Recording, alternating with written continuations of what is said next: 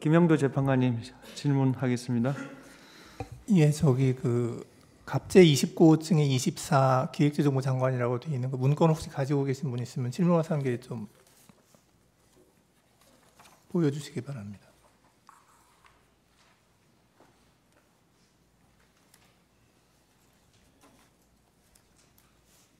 예, 질문하는 게 좀 확대해 주실래요? 증인. 네.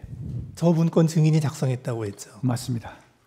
거기 사망을 보면, 네. 사망이 아니라 제일 아래쪽을 보면 국가 비상 입법기구 관련 예산을 편성할 것이라는 내용이 있습니다. 네. 저 내용이 왜 필요했습니까? 예, 요것은 아까 잠깐 제가 언급을 하긴 했는데 요걸 작성하기 전에 대통령께서 평소에 하신 말씀이 떠올랐습니다. 그게 뭐냐면 다시 한번 말씀드리면 정부 여당에서 민생 관련한 입법 법안 그리고 경제 살리기 관련 법안 이런 것들을 비롯해 가지고 한 100여 건이 거대 야당에 막혀 가지고 이게 정지가 돼 있는 상태다. 이것만이라도 제대로 좀 작동이 되면 국민들의 삶이 훨씬 더 좀 나아질 텐데 이거라도 어떻게 좀 했으면 좋겠다는 생각을 많이 말씀하셨습니다. 그러면서 나중에 기회가 되면 이런 부분들을 좀 할 수 있는 방안을 강구해 봤으면 좋겠다. 이런 말씀을 제가 몇 번 들었습니다. 그래서 그게 떠올라서 이번 기회에 그러면 이런 어떤 기재부에다가 이런 이 긴급 재정 입법권을 해서 이 입법권을 수행할 수 있는 그런 이 조직을 만들어 갖고 그걸 이제 가지고 이런 어떤 해소하지 못한 그런 여러 가지 막혀 있는 부분을 좀 해소하자 그런 생각에서 이렇게 지금 정리하고 알겠습니다. 그런데 그 가운데 거를 보면요, 저 문건의 가운데 거를 보면 국회 관련 각종 보조금, 지원금, 각종 임금 등 현재 운용 중인 자금 포함 완전 차단할 것 이리 돼 있거든요. 네.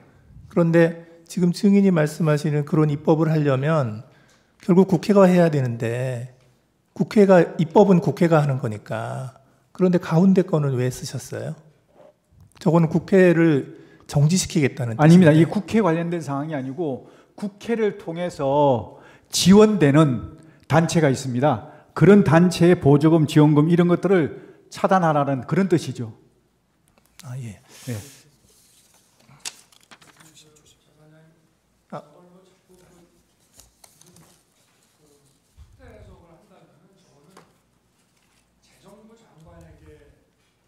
얘기할 사안은 좀 아닌 것 같습니다. 예를 들어서 저거를 국회의 존재를 부정하고 뭐 하는 그런 내용이라면은 저거는 기재부 장관이라는 거는 국회가 만든 예산을 그 예산 범위, 예산의 틀 내에서 무슨 일을 하는 것인데 저거를 만약에 굉장히 아주 극도의 정치적인 차원으로 이해를 한다면은 저거는 더구나 계엄에 대해서 반대를 하는 기재부 장관에게 줄 내용은 저는 아닌 것 같습니다. 그래서 기재부 장관에게 주무부처 장관이 저런 거를 전달했다 그러면은 저거는 좀 어떤 예산의 틀 안에서 한다는 취지로밖에 보지 않을 수 없는가 하는 게 저도 지금 문건을 보면서 갖게 되는. 근데 저기에 보면 네. 임금이라고 되어 있어서 네. 월급 주지 말라는 그 뜻인데. 임금은 아까 전에 잠깐 말씀드렸는데 임금비 이런 개념이 아니고 임금 중에 사실은 이게 불법 임금들이 많다고 얘기를 들었습니다. 그러니까 인원들을 뻥튀기 한다든지 또 없는 인원을 이렇게 해서 한다든지 이런 부정적으로 나가는 임금 이런 어떤 것들을 색출해서 차단해야 되겠다 이런 개념이었습니다. 이게 결국은 저런 거 아니겠습니까? 잠깐. 네네. 잠깐만요. 네. 혹시 갑제 2호증 포고령 가지고 계신 분 있으면 좀 보여주시죠. 그 1항 좀 보여주시겠어요? 1항 쪽. 저 1항을 좀 확대 좀 해서. 예. 근데 제가 읽죠, 그 1항을 보면 국회와 지방의회, 정당의 활동, 일체의 정치 활동을 금한다 이렇게 돼 있거든요. 그래서 저 기획재정부 장관에게 준 그 갑제 29호증의 24에 기재 내용하고 이 포고령의 그 제1항의 1항을 이렇게 종합해서 보면 결국은 가장 주된 목표가 그 입법기구인 국회의 기능을 정지시키겠다 하는 그런 의도가 있는 것으로 보이거든요. 저는 솔직히 그렇게까지 하진 않았습니다. 이건 제가 아까 말씀드렸지만 국회의 기본적인 입법 활동은 당연히 존중돼야 되고 보장돼야 된다고 저는 생각하고 있습니다. 그렇기 때문에 다만 정치 활동은 이거는 여러 가지 그 정치 활동을 빙자해서 국가 체계를 문란하게 할 수 있으니까 이런 활동은 좀 어떻게 제한시킬 필요가 있다. 이런 판단에서 정리한 것이지 어떤 입법 활동까지 맡겠다 이런 것은 아니었다. 저는 그렇게 말씀드릴 수 있습니다. 예, 그리고 그 아까 주신문에서 말씀하실 때 증인께서 국회에 병력을 투입시킨 이유가 국회 봉쇄나 침투가 아닌 국회 질서 유지였고 따라서 처음부터 국회를 봉쇄할 아무런 계획도 없었다. 이렇게 말씀하셨어요. 네. 그렇게 말씀하신 거 맞죠? 네. 그런데 실제로 보면 국회의장께서도 그 출입구로 못 들어가서 담을 넘어서 들어갔고 그리고 일부 국회의원들께서는 그 차단한 병력들이 그 진출로를 열어주지 않아서 국회에 못 들어간 그런 경우도 있었거든요. 그래서 증인께서 말씀하시는 거하고 달리 실제로는 국회 봉쇄가 목표가 아니었나 하는 그러한 정황들이 많이 보이는데 그 점은 어떻게 생각하십니까? 네, 재판관님 말씀 존중합니다. 그런데 저는 생각이 좀 다른 게 말씀하신 대로 제가 만약에 봉쇄를 했다 그러면 국회의장님이 담을 넘어가서는 안 됩니다. 담을 넘어갈 수 없어야 맞는 겁니다. 봉쇄라는 개념 자체는요, 손에 손잡고 정말 울타리를 다 에워싸서 한 사람도 들여보내지 않는 것이 봉쇄입니다. 그런데 정말 많은 사람들이 담을 넘어갔다고 그러더라고요. 그건 봉쇄가 안 됐다는 겁니다. 출입구 위주로. 출입구는 왜 막았을까요? 그러니까 출입구 위주로 이제 출입을 통제한 것이죠. 그러니까 출입 통제라는 의미가 출입을 통제한다는 의미가 출입을 완전히 전면 금지한다는 의미가 아니고 출입 통제라는 의미에는 근데 국회의원들을 막았잖아요. 국회의원들 통과를 중간에 다 시켰지 않습니까? 저는 그렇게 알고 있는데. 그게 막았다가 또 통과시켰다가 또 다시 막았죠. 그건 제가 잘 모르겠는데 저는 이제 거기서 통과를 시킨 걸로 좀 알고 있었거든요. 네, 알겠습니다. 선별적으로. 네, 이상입니다. 증인은 지금 저기 삼성 장군이잖아요. 그렇죠? 네. 근데 이제 국방부 장관인 김용현 장관한테서 지시를 받았잖아요. 네. 안 따르면 항명이 되는 거죠. 따르지 않으면 항명이 되는 거잖아요. 따르지 않으면 항명이라고 일단은 장관님이 그때 처음에 말씀하신 기억이 있습니다. 예. 그런데 이제 그래서 증인은 이제 대통령이 법률 전문가이고, 네. 그리고 김용현 장관의 그런 지시는 작전 지시로 이해를 했고, 네. 그래서 믿고 따른 거잖아요. 그렇습니다. 예. 그래서 그 당시에 이제 증인이 이 상황을 판단하는 것이 다소 좀 어려움이 있을 것으로 예상이 됩니다. 이제 그런데 그때 증인이 그 현장에 투입한 지휘관이 대령이 2명 있죠. 네. 그 조성현 대령하고 김창학 대령. 그렇습니다. 예. 그 조성현 대령은 좀 멀리 있었죠, 그때. 원래 부대 위치가 저희 부대 쪽이 아니라 저 강 이북에 있습니다. 예. 거기에 거주하고 있었기 때문에 멀리 있었습니다. 예, 그래서 이제 그 2시간 내에 오기가 좀 힘들다. 네. 그랬었죠. 이제 근데 그때 이제 굳이 그 조성현 대령한테 지시를 한 게 이제 증인이 이제 또 김용현 장관한테서 지시를 받아서 조성현 대령한테 지시를 했잖아요. 네네. 굳이 지시를 한 이유가 그 조성현 대령이 그 무슨 진압하는 파트 쪽에 있었습니까?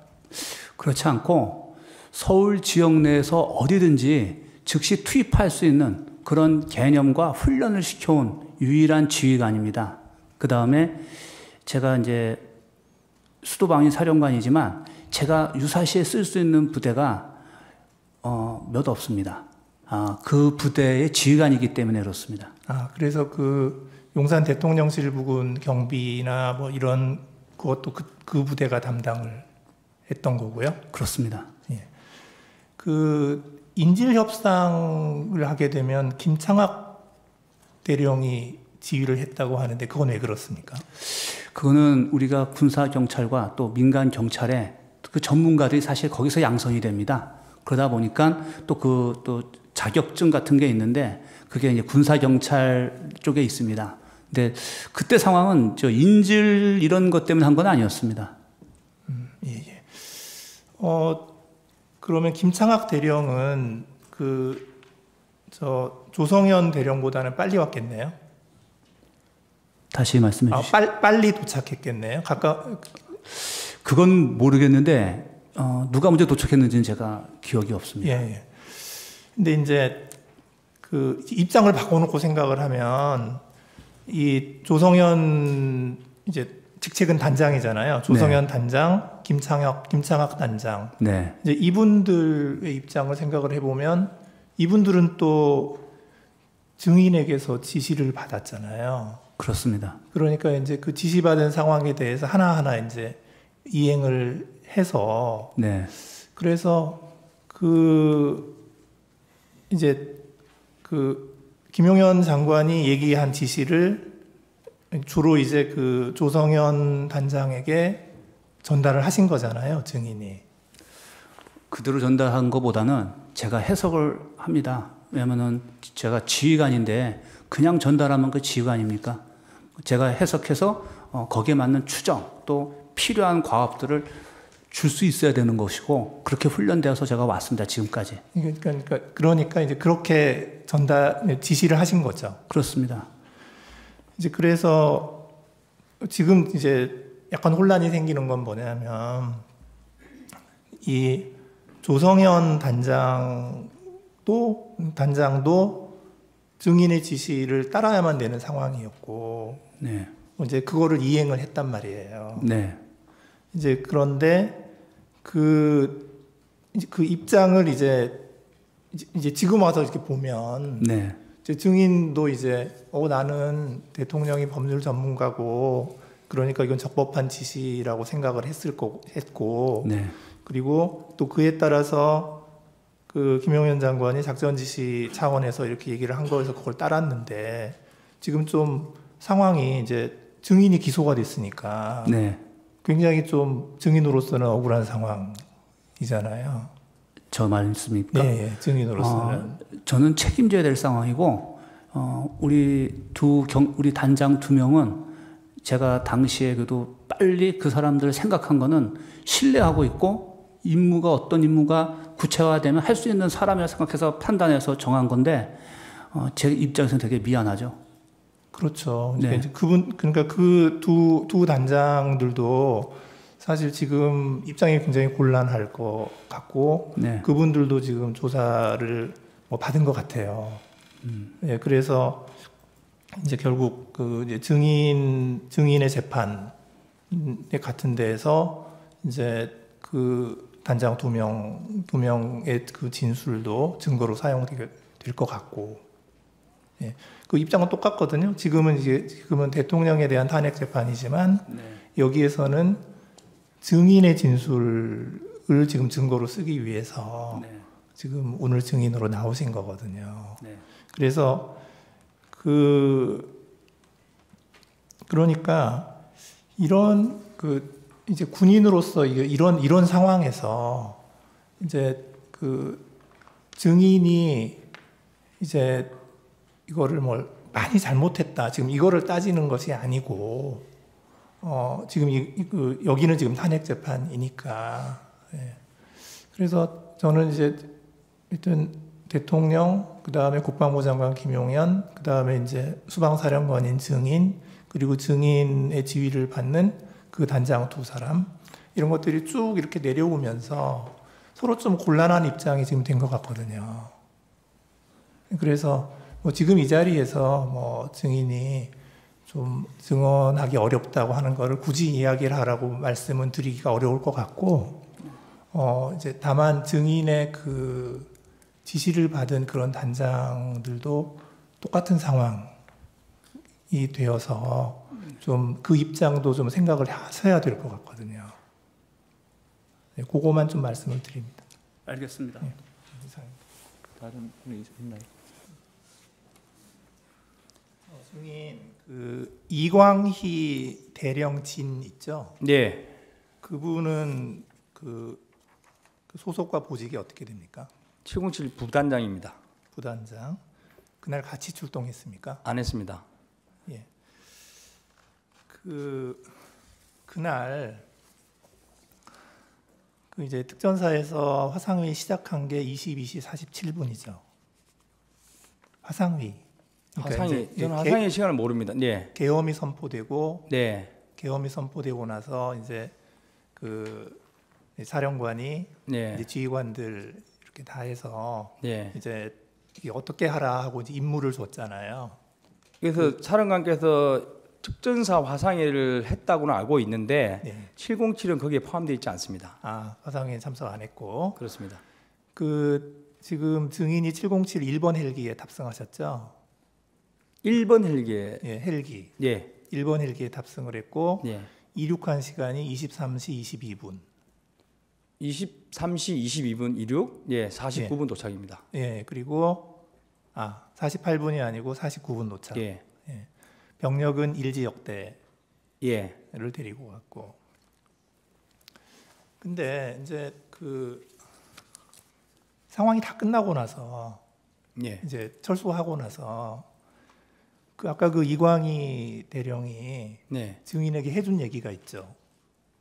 그러니까 이제 그 화상회의 마이크를 끄지 않아서 네, 그 예하 부대까지 다 마이크로 해서 사령관의 지시 내용이 방송이 됐다. 제가 그 방금 말씀하신 사실을 여러 루트로 들은 기억이 있는데 네. 그게 이광희 부단장이 했는지는 정확하지 않습니다.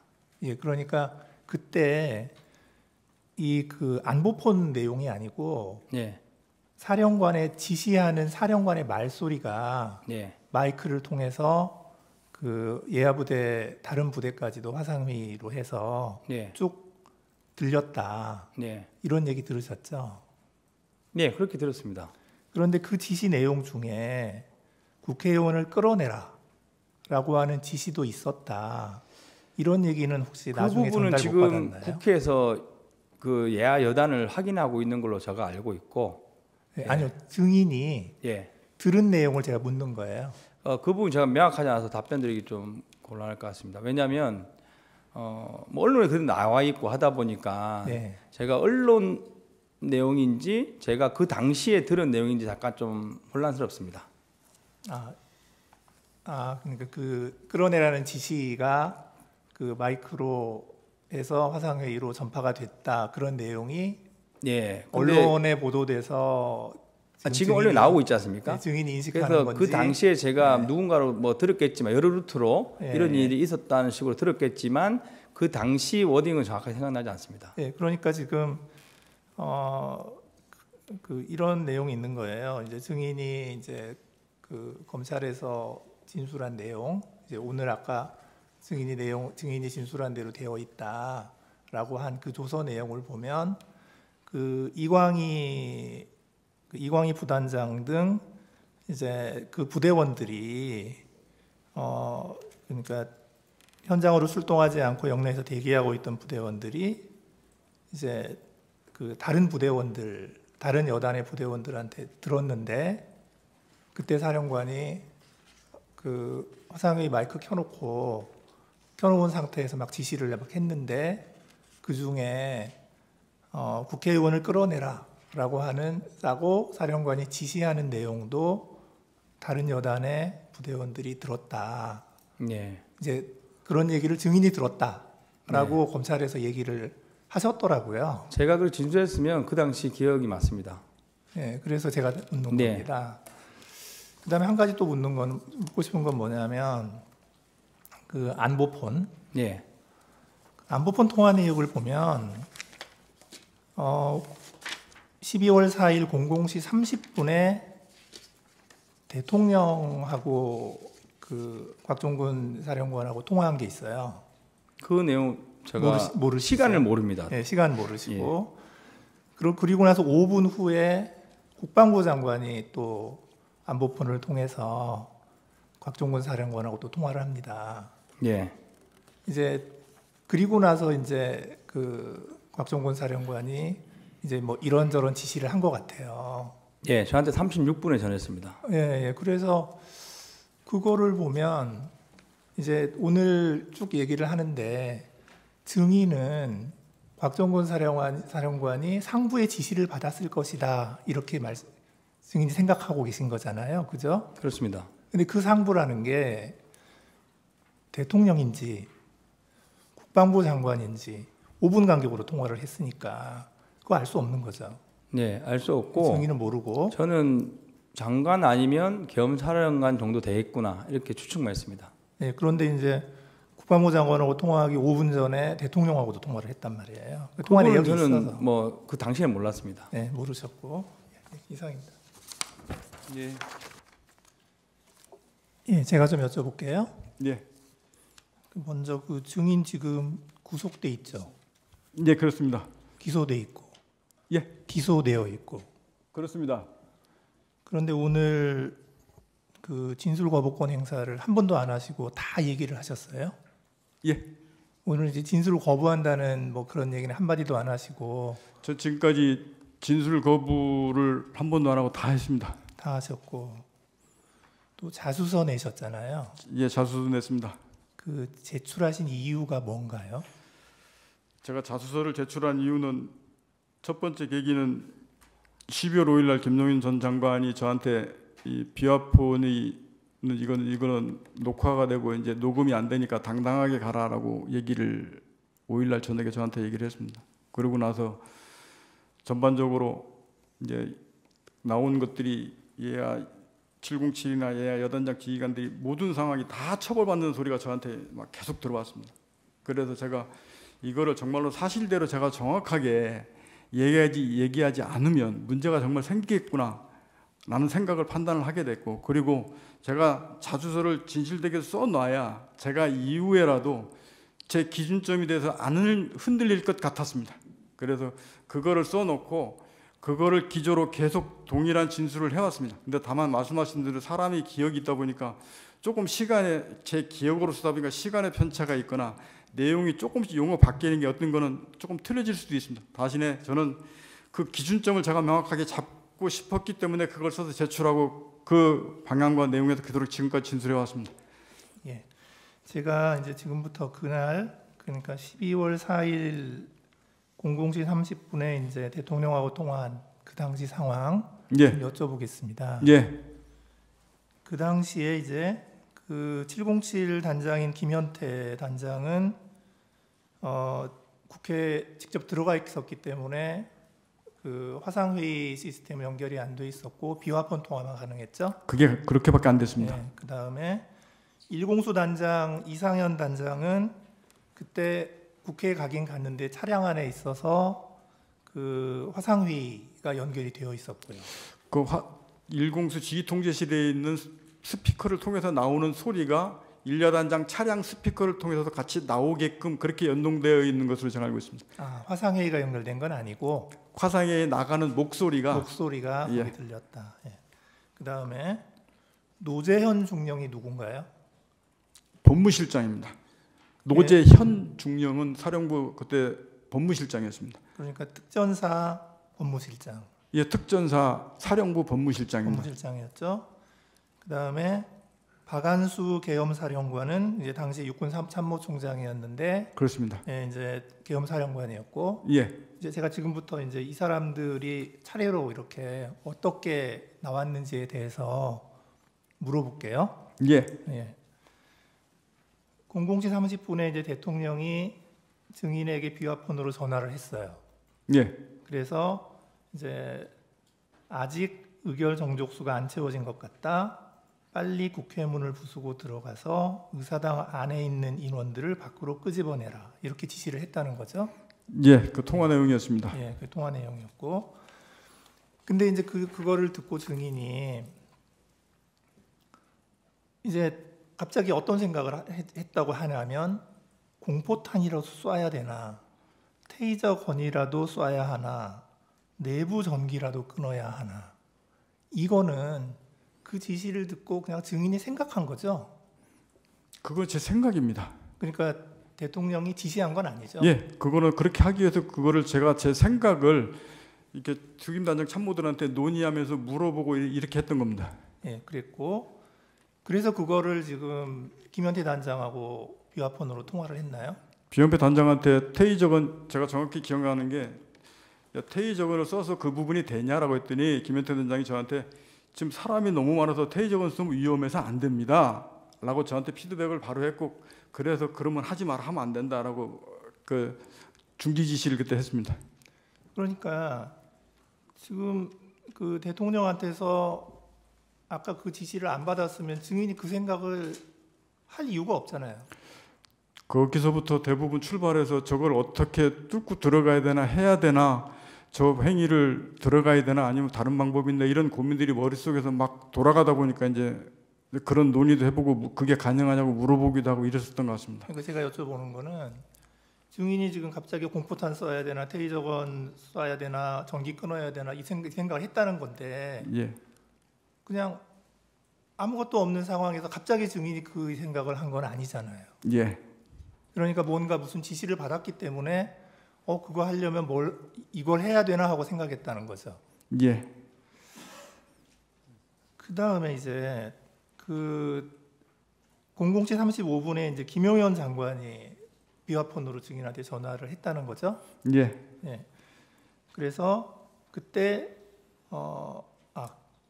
그때 워딩은 또 어땠는지, 이게 말이 자꾸 바뀌어서 지금 검찰 조서에는 국회의사당 문 빨리 열고 안으로 들어가서 안에 있는 사람들을 빨리 데리고 나와라 이렇게 지시했다고 돼 그게 있는데, 이제 김용인 전 장관 어딩은 제가 그래서 자수서에서도 지금도 거기다 가로 열고 뭐였냐면 정확한 워딩이 기억이 나지 않는데, 장관은 대통령까지 제가 2번밖에 통화했기 때문에 워딩을 기억하고 있는데 김용인 장관은 제가 10여 차례 이상 계속 통화하면서 받았기 때문에 정확한 워딩은 김용현 장관이 기억나지 않는데 이런 의미로 썼다라고 제가 얘기했고 그렇게 얘기했습니다. 그래서 제가 김용현 장관이 어떻게 말했다고 딱 집어서 얘기를 지금까지 그렇게 못했습니다. 아, 그렇군요. 그래서 이제 그 김용현 장관의 지시를 받고 나서도 또 이제 김현태 단장하고 또 통화를 했죠. 김현태 단장하고는 그 뒤로 10여 차례를 계속 통화했기 때문에 계속 통화했고, 예. 그 다음에 그 현장에 나가 있던 그 1여단장 이상현 단장하고도 또 통화를 한 거죠. 예. 예.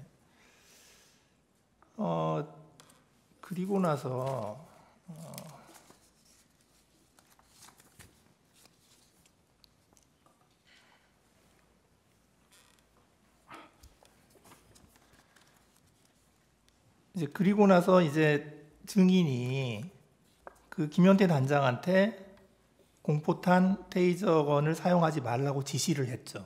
예, 하지 말라 그랬습니다. 김현태 단장도 그게 사용하면 안 됩니다라고 저한테 피드백을 줘서 그럼 하지 말아라고 했습니다. 그때 법무실장 노재현 중령이 뭐라고 했죠?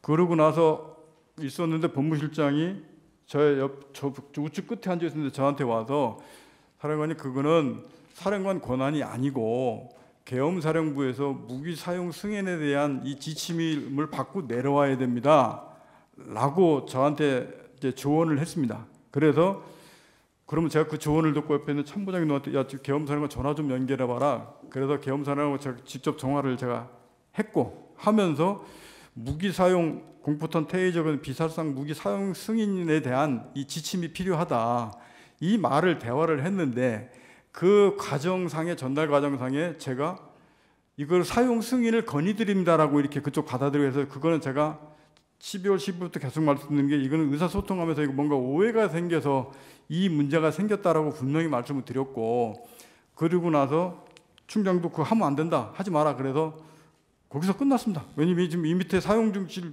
해놨기 때문에 밑에 전파하지 않고 그대로 그냥 쭉 갔습니다. 예. 그 이제 그 박한수 계엄사령관이 이제 진술을 한 게 있어요. 이제 거기를 보면 00시 50분경에, 그러니까 아까 그 국방부 장관이 증인에게 전화한 게 00시 35분인데 지금 박한수 계엄사령관이 뭐라고 얘기하냐면 00시 50분경에 그 국방부 장관이 계엄사령관에게 전화를 했다는 거예요. 예. 해서 그 전화 내용은 뭐냐? 국회의 병력, 그러니까 군인, 국회의 병력, 그 다음에 경력을 증원해라. 이제 그거를 이제 국방부 장관이 계엄사령관에게 전화를 했다는 거예요. 그게 00시 50분. 동원하라고 말씀하십니까? 예, 증원하라고. 증원하라. 예. 증원하라고. 그러니까 이제 병력하고 그러니까 군인하고 경찰을 증원하라고 계엄사령관에게 전화를 했고, 그 바로 직후에 그 여인영 방첩사령관이 국회에 경력을 증원해달라, 그러니까 경찰을 더 증원해달라 또 전화를 했다는 거예요. 그리고 계엄사령관이 그 전화를 받고 그걸 막 끊었는데 증인이 전화를 해가지고 뭐라고 얘기를 했다는 거냐면 이렇게 얘기했다는 거예요. 현 상황에서는 테이저 건과 공포탄을 사용해야 한다는 예하부대의 건의가 들어왔습니다.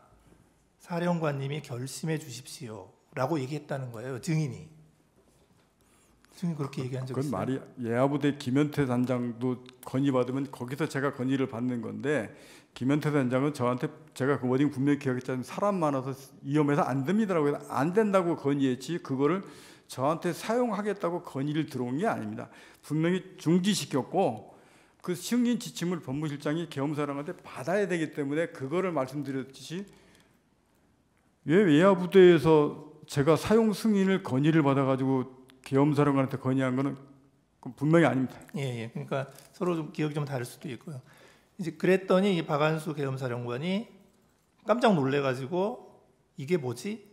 하고 생각하고 우선 기다려라 하고 전화를 끊었고, 그리고 그 다음에 합참차장, 정책실장, 비서실장하고 상의를 하고 한 1분 정도 상의하고 바로 이건 안 된다 하고 결론을 내리고 증인에게 다시 전화해서 사용하지 마라. 예. 이렇게 전화했다는 그 건데. 순서 맞습니다. 중간에 그렇게 전화 얘기했고, 예, 받았습니까? 끊고 다시 전화 왔었습니다. 예. 그러니까 지금 이렇게 되면 이 그 공포탄 테이저건이라는 그 이런 논의 자체는 그 당시에 분명히 있었다는 거죠. 예, 그거 제가 707 특임단장하고 그 부분들을 논의를 했고, 그래서 하지 말라고 그때 중지시켜놓고 있다가 지금 법무실장이 저한테 갑자기 그 얘기를 해서 이제 그 전화를 하게 됐던 겁니다. 예, 그러니까 다른 어떤 지시가 없었으면 증인이 그런 생각을 할 리도 없었다는 거고요. 그 상태에서 법무실장이 저한테 그 얘기를 안 했으면 그 상황에 그냥 그대로 쭉 갔을 겁니다. 예, 이상입니다. 거기 자막에 진술 조서가 뜰 거예요. 지금 그 앞에 보이죠?